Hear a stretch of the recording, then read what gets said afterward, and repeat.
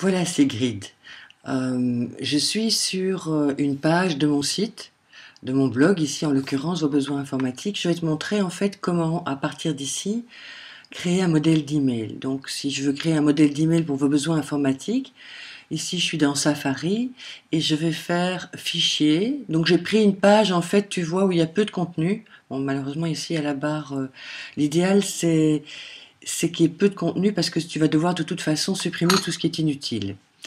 Et donc, quand je suis sur la page web de mon site, je fais fichier, envoyer le contenu de cette page par courrier électronique, et voilà ce qui se passe. Mail s'ouvre et un message s'ouvre avec l'interface de mon blog, comme tu peux le voir ici. Voilà. À partir de ceci, en fait, je vais supprimer tout ce qui ne m'intéresse pas. Entre autres, cette barre ici au-dessus, je vais tout simplement sélectionner et supprimer. Comme tu vois, il y a des petites croix qui apparaissent qui me permettent de supprimer les zones. Alors, ce n'est pas toujours le cas. Parfois, tu dois sélectionner. Tu vois, ici, voilà, ça c'est apparu. Mais je ne veux pas supprimer ça, justement. Ça m'intéresse au contraire de garder, pour faire un email, un modèle d'email personnalisé, ça m'intéresse de garder ma bannière, mon logo. Par contre, tout le menu ne m'intéresse pas. Alors le menu, comme tu vois, c'est pas une zone qu'on peut supprimer avec une croix, mais bien qu'on sélectionne et on fait delete. Alors, si par contre, je clique sur la croix ici, je vais supprimer cette barre rouge. Or, encore une fois, ça, je veux le conserver. Donc, comme tu vois, tu vas en fait devoir un petit peu chipoter pour trouver qu'est-ce que tu veux garder, qu'est-ce que tu ne veux pas garder. Voilà la photo, je veux la supprimer. Ceci, je veux supprimer. Ça, je veux supprimer aussi. Ah voilà, mais c'est parfait. Sauf que j'ai plus de quoi écrire du texte. Donc je viens revenir en arrière, annuler. Ce que je voudrais, c'est conserver ceci pour pouvoir écrire. Donc par contre, ceci, non. Alors je pourrais aussi conserver cette zone-ci pour écrire. Ça c'est intéressant. Donc par exemple, si je veux dire ici, bonjour, comment allez-vous? Voilà, tu vois, c'est une zone où on peut écrire, une zone où il y a moyen de mettre du texte HTML. Et si je veux changer l'alignement de ça, je fais un clic droit dessus, je vais sur police, afficher les polices, et je vais ici demander... oui, ça c'est pas l'alignement, mais par exemple la police, je veux la mettre en 24. Est-ce qu'elle vient en 24? C'est pas évident.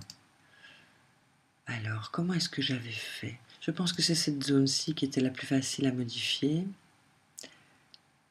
Alors, par contre, comment ajouter une zone soi-même? Je n'ai pas réussi. Ce que j'ai réussi à faire, c'est partir d'une page web et la personnaliser.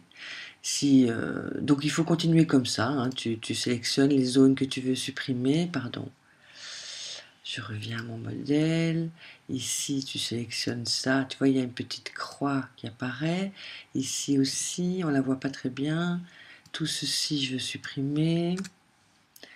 Ceci, je veux supprimer. Ça aussi, ça aussi. Alors, en fait, si tu veux garder juste certaines zones, tu peux. Donc, par exemple, fièrement proposé par WordPress, je veux le garder. Je veux supprimer tout ceci, non, parce que sinon je perds ma zone de texte. Voilà, il faut chipoter. Alors voilà un des résultats, par exemple, que moi j'ai obtenu. Si je ferme... Ah oui, donc pardon. Lorsque tu as fait tes modifications et que ton modèle te plaît, qui te convient, que tu veux conserver, tu fais fichier, enregistrer comme modèle. Tu lui donnes un nom. Test pour Sigrid. Voilà comment je l'appelle moi. Enregistrer. Voilà, tu peux fermer. Par contre, tu n'enregistres pas le mail puisque ce n'est pas un email que tu envoies, donc ne pas enregistrer. Et donc par la suite, quand tu vas faire nouveau message, afficher les modèles, tu vas le retrouver dans personnaliser, de la même manière que la partie que quand tu pars de rien ou quand tu pars d'un autre modèle.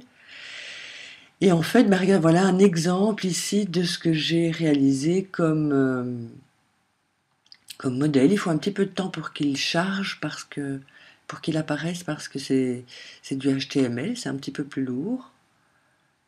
S'il veut bien apparaître. Voilà. Comme tu vois, j'avais gardé une en-tête de mon site tel qu'il était précédemment et j'ai rédigé mon email, voilà, ici, tout simplement. Je trouve que ça donne très très bien.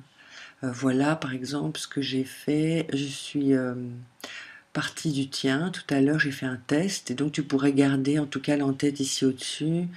Mais j'ai supprimé trop de zones de texte. Il faut partir d'une page où il y a du texte, de manière à ce que tu puisses conserver la zone de contenu.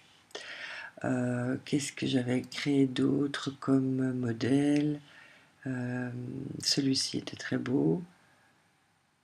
Il faut un petit temps pour que ça charge.